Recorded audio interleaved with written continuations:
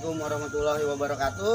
Ketemu lagi dengan saya Dudi Firmansyah, dosen Sekolah Vokasi Institut Pertanian Bogor. Oke, kali ini kita akan membahas terkait dengan bagian-bagian tubuh ternak. Oke, seperti apa dan bagaimana nama penamaan pada bagian tubuh ternak? Mari kita langsung ke ternaknya.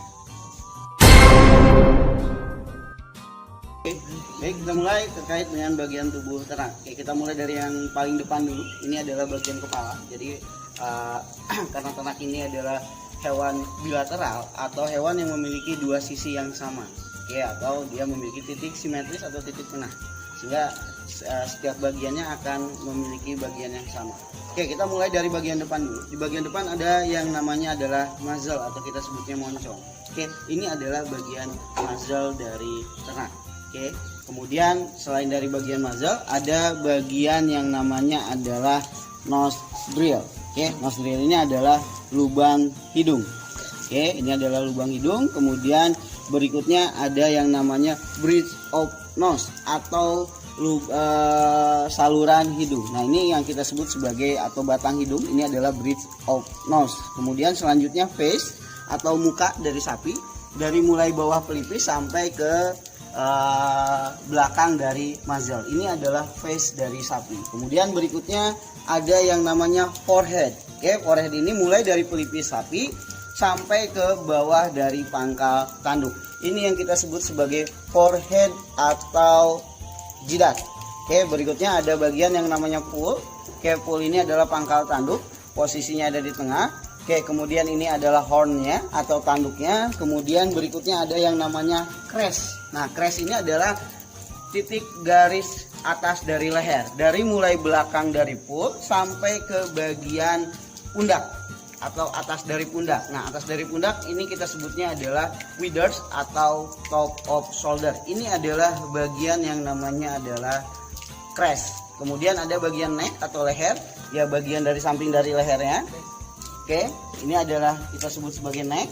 Oke, dari mulai rahang belakang sampai ke bagian shoulder atau bagian bahu. Bagian berikutnya ada yang namanya adalah bagian jaw atau rahang bawah. Oke, ini adalah kita sebutnya jaw. Kemudian ada bagian trakea atau pada manusia kita sebutnya jakun. Ini adalah bagian namanya adalah throat. Oke, di sini. Jadi nanti kalau kita mau melakukan proses pemotongan, khususnya untuk yang pemotongan halal, kita akan putus di bagian throat sini. Kenapa? Karena di sini nanti berkumpul 3 saluran yang nanti digunakan sebagai syariat dalam nanti pemotongan halal. Oke, ini adalah nama bagiannya adalah glambir atau dalam istilah bahasa Inggrisnya adalah dewlap. Nah, dewlap ini salah satu penanda untuk bangsa sapi Bos indicus. Dia memiliki pelebaran atau perluasan bagian tubuh untuk dapat mengeluarkan suhu panas pada badannya. Selanjutnya ada bagian yang namanya adalah brisket atau bagian dada. Oke, bagian dada ini adalah bagian dada paling depan setelah dari ini glambir ke bagian dada. Kalau kita pegang keras, ini adalah yang kita sebut sebagai brisket. Kemudian selain dari brisket ada yang namanya adalah chest floor atau bagian dada yang menyentuh pada lantai, ya ini di bagian dada bawah. Oke, dari mulai dia depan sampai ke bagian bawah dari kaki belakang. Oke, ini yang kita sebut sebagai chest floor nantinya. Oke, kemudian ada bagian juga ini penonjolan, karena pada sapi ini semuanya kaki, tetapi diistilahkan juga penonjolan ini adalah poin atau poin. Nah, ini adalah bagian sikunya atau kita sebut sebagai point of elbow. Kita lanjut ke bagian badan dari ternak. Kita berbicara bagian depannya dulu. Bagian depan sama seperti bagian tubuh kita. Ini ada yang namanya adalah shoulder atau bagian bahu. Dari mulai lengannya atau kaki depan sampai ke bagian atas bahu. Nah, di bagian bahu atau shoulder ini terdiri dari beberapa bagian. Yang pertama ada yang namanya adalah point of shoulder. Point of shoulder adalah dalam istilah penamaan tubuh, oke, poin itu adalah titik. Jadi titik pada bagian shoulder adanya adalah pas di bagian bahu bagian depan. Oke, ini adalah titik, ada tulang humerus di sini. Makanya beberapa penamaan pun juga disebutnya adalah ini adalah tuber humeri. Kenapa? Karena di dalam osifikasi penamaan pertulangan, tuber penonjolan itu diistilahkan sebagai tuber. Jadi bagian ini kita sebutnya selain point of shoulder, nama lainnya adalah tuber humeri. Oke, kemudian ada bagian di sini adalah shoulder blade atau bagian terlebar dari bahu. Oke, kemudian di bagian atasnya tadi ada yang namanya adalah top of shoulder atau withers. Oke, kemudian ada bagian lekukan. Setelah tulang ini adalah tulang scapula atau tulang belikat pada manusia. Kemudian ada lekukan di bagian sini. Ini yang kita sebut sebagai crop. Oke, kemudian bagian atasnya, bagian punggung belakang atau bagian ini kita sebutnya secara keseluruhan adalah back. Oke, yang dimana bagian back ini terdiri dari dua bagian. Oke, back ini dibagi menjadi dua. Yang pertama ada yang namanya chain. Chain itu mulai dari top of shoulder sampai ke bagian titik tengah punggung. Yang dimana titik tengah punggung ini dapat kita ketahui melalui palpasi bagian rusuk. Oke, ini adalah bagian rusuknya. Kita palpasi bagian rusuknya. Kita cari bagian rusuk terakhir. Kalau kita pegang dia masih keras, itu tandanya dia masih tulang rusuk. Kemudian kita pegang ke belakang. Kalau di bagian belakangnya sudah tidak ada lagi pengerasan, maka ini adalah tulang terakhir. Oke, nah ini adalah rusuk terakhir. Kita palpasi sampai depan. Setelah kita ngikutin bagian arah rusuknya, kemudian setelah pada bagian sini kita tarik ke atas. Nah, ini adalah bagian titik tengah dari punggung. Oke, kalau pada ternak yang kurus akan terlihat perbedaan posisinya, terlihat penonjolannya. Nah, batas antara chain dan loin pada bagian back, kalau bagian back ini secara keseluruhan, kalau chain itu adalah bagiannya dari mulai top of shoulder, dari mulai bagian atas sampai bagian tengah atau titik rusuk terakhir. Ini adalah bagian yang kita sebut sebagai chain. Kemudian ada bagian yang namanya loin. Loin itu adalah dari mulai paling depannya rusuk terakhir, oke, sampai ke bagian pertemuan antara pinggul kiri dan pinggul kanan. Ini adalah bagian atau area loin. Makanya kalau kalian di rumah pernah makan daging, oke, khususnya steak yang berasal dari daging strip loin, diambil dari bagian sini. Pada ternak hidupnya kita sebut sebagai bagian loin. Oke, kemudian dilanjutkan setelah bagian back, kemudian ada bagian yang namanya rusuk atau kita sebutnya ribs. Oke, nah ribs ini ada 4 ribs. 4 ini menandakan posisi depan dan belakang. Depan itu diistilahkan dengan fore, belakang itu diistilahkan dengan rear. Jadi fore ribs adalah bagian rib bagian depan. Kalau rear ribs adalah bagian dari rusuk paling belakang. Oke, ini keseluruhan adalah bagian ribs. Oke, selanjutnya ada yang namanya adalah hook atau hip. Nah, hook atau hip ini adalah bagian pinggul, penonjolan pinggul. Nah, pada tulang pinggul ini disebut juga sebagai tulang coxae. Nah, tulang coxae ini kalau dia ada penonjolan, tadi di dalam osifikasi penonjolan itu kita istilahkan atau kita sebut sebagai tuber. Nah, karena bagian pinggul ini adalah tulang coxae dan dia menonjol, maka ini disebut juga sebagai tuber coxae atau tulang pinggul. Oke, kemudian dilanjutkan. Oke, ada bagian yang namanya nanti bagian perut paling besar. Ini yang kita sebut sebagai nanti barel. Oke, barel ini adalah garis yang melingkar di bagian perut paling besar. Cara menentukan perut paling besar tadi posisinya tepat di bagian perbatasan antara loin dan bagian chain, chain. Oke, ini adalah batas untuk nanti mendapatkan nilai yang namanya barel. Kita masih di bagian badan. Oke, kemudian berikutnya ada yang namanya adalah heart grip. Oke, heart itu adalah jantung, grip ini adalah jalur atau garis jantung. Nah, sama seperti pada badan kita, jantung ini posisinya ada di bagian dada. Nah, ini adalah bagian dada dari sapi.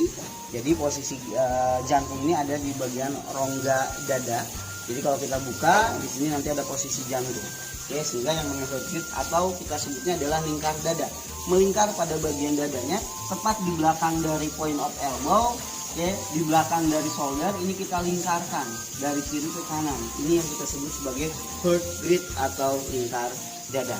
Nah, selain dari lingkar dada ada yang namanya adalah mammary veins atau saluran mammary atau saluran susu. Nah ini biasa kalau pada bagian perut ada bagian seperti urat yang dia menonjol, apalagi pada saat dia sedang menyusui atau setelah melahirkan, maka dia akan membentuk urat yang lumayan besar. Nah ini yang kita sebut sebagai mammary veils, oke, saluran mamarinya. Kemudian ada yang namanya milk well atau pusat dari mammary veils. Kemudian berikutnya ada yang kita sebut sebagai ambing, oke. Nah, ambing sapi ini terdiri dari satu ambing. Oke, ambing ini istilah lainnya adalah udder. Oke. Nah, udder ini dibagi menjadi bagian depan dan bagian belakang. Untuk depan tadi pengistilahannya kita sebut sebagai fore, untuk belakang kita sebutnya sebagai rear. Maka pada bagian ambing terdiri dari ada fore udder atau ambing bagian depan dan ada rear udder atau ambing bagian belakang.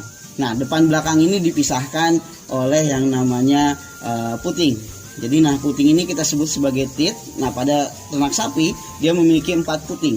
Nah, di mana setiap putingnya ada 2 di depan, 1 kiri dan 1 kanan, dan 2 di belakang, 1 kiri dan 1 belakang. Sehingga jumlah puting pada sapi ini terdiri dari 4 puting dan 1 ambing atau 1 udder. Oke, ini adalah bagian dari belakang. Nah, kalau pada ternak jantan ini adalah tempat penggantungan testis, oke, atau disebut juga sebagai cod. Oke, tempat penggantungan pada bagian perut belakang itu kita sebutnya sebagai cod. Oke, atau garis perut ini juga kita sebut sebagai belly. Oke, ini adalah bagian-bagian tubuh dari badan ternak. Oke, kita kalau sudah di bagian depan, kita lanjut ke bagian belakang. Kita lanjutkan ke bagian belakang, oke, bagian hindquarter. Oke, pada bagian belakang ini pertama bagian pinggul tadi kita sudah singgung atau kita sebutnya adalah tuber coxae. Kemudian nanti di atas dari tuber coxae bagian belakang ini ada yang kita sebut sebagai tail head atau pangkal ekor. Yang dimana pangkal ekor ini untuk menentukan pangkal ekor adalah dengan cara kita pegang bagian ekor, oke, dengan cara memegang bagian ekor. Nah, tempat awal atau pangkal ekor dia bergerak ini yang kita sebut sebagai tail head. Nah, ini adalah bagian tail head. Oke. Kemudian selain tail head, kemudian ada bagian tulang duduk. Nah, tulang duduk ini tulangnya itu adalah tulang ischi'i. Nah, karena dia penonjolan pada tulang ischi'i, maka kita sebut sebagai tuber ischi'i. Nah, nama istilah dalam bagian tubuhnya ini kita sebut sebagai pin bone. Oke. Nah, setelah bagian ini, tulang ini, titik ini, berikutnya kita akan menjelaskan terkait dengan ram. Oke. Ram ini adalah bagian bokong dari sapi. Jadi area dari ram adalah dari mulai bagian depannya berbatasan dengan pinggul, bagian atasnya dibatasi oleh tail head, bagian belakangnya dibatasi oleh pin bone. Nah, ini adalah yang kita sebut sebagai area atau bagian ram. Kalau pernah ke supermarket beli daging, ada bagian daging ram diambil pada bagian sini. Oke, bagian bawahnya dibatasi oleh yang namanya nanti garis trull. Garis trull ini adalah garis yang menghubungkan antara pin bone, antara hip, kemudian tulang paha samping dan tulang ischi'i atau tulang pin bone. Nah, garis ini kita sebut sebagai trull. Nah, trull ini adalah pembatas atau garis batasan antara bagian ram dan bagian selanjutnya di bawah. Oke, setelah bagian ram berikutnya adalah bagian thigh atau quarter of round. Ya, ini adalah bagian paha samping. Oke, bagian atas dibatasi dengan tadi garis trull. Oke, yang membatasi antara bagian thigh atau bagian quarter of round dengan bagian ram. Bagian bawahnya dibatasi oleh dengan yang namanya adalah dengkul atau sikut kaki belakang. Nah, sikut kaki belakang ini kita sebut sebagai hook. Oke, kenapa disebut hook? Karena dia berbentuk seperti hook atau kaitan. Oke, nah ini yang kita sebut bagiannya adalah bagian thigh atau quarter of round atau bagian paha samping. Oke, selanjutnya kita ke bagian paling belakang.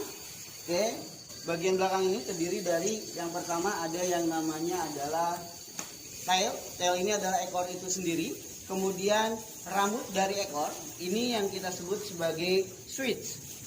Oke, rambut ekor kita sebut sebagai switch.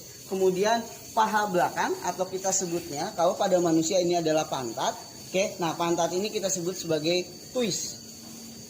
Oke, twist. Kemudian jadi ini adalah paha samping yang kita sebut sebagai thigh atau quarter of round. Nah, dari paha samping ini ternyata ada paha bagian depan. Oke, yang bagian menonjol ini semakin dia gemuk, bagian paha depan ini dia semakin besar. Nah, yang bagian menonjol di depan ini yang kita sebut sebagai stifle. Nah, kalau pernah beli daging, ada daging bagian yang namanya knuckle atau kelapa yang diambil dari bagian sini, atau kita sebutnya paha depan. Nah, yang menghubungkan antara paha depan dan bagian perut ada bagian yang namanya adalah flank atau kulit tipis. Oke, nah ini yang kita sebut sebagai flank. Oke, yang menghubungkan antara paha depan dan bagian perut. Bagian selanjutnya kita lanjutkan ke bagian bawah. Tadi kita sudah mendapatkan bagian thigh. Oke, thigh ini adalah batasannya sampai ke bagian hock atau kita sebutnya adalah bagian dengkul belakang. Oke, karena bentuk seperti kaitan, ini kita sebut sebagai hock. Kemudian bawah dari hocknya ini ada bagian yang namanya adalah cannon. Oke, ini yang kita sebut sebagai cannon atau tulang kering pada bagian kaki. Oke, nah yang belakang kita sebut sebagai cannon. Nah, yang nanti kaki depan sama batasannya.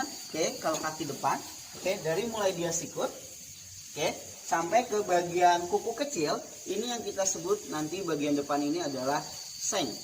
Oke, bagian belakang cannon, bagian depan kita sebutnya adalah seng.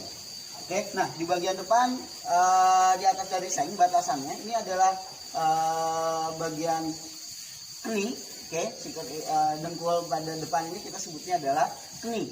Nah, antara keni dan point of elbow tadi, titik sikut, ini kita sebutnya adalah forearm. Oke, atau bagian lengannya. Oke, kemudian kita lanjut lagi. Oke, berikutnya, oke, setelah bagian cannon ada titik kuku kecil pada bagian belakang. Oke, nah kuku kecil ini kita sebut sebagai yang namanya dew claw.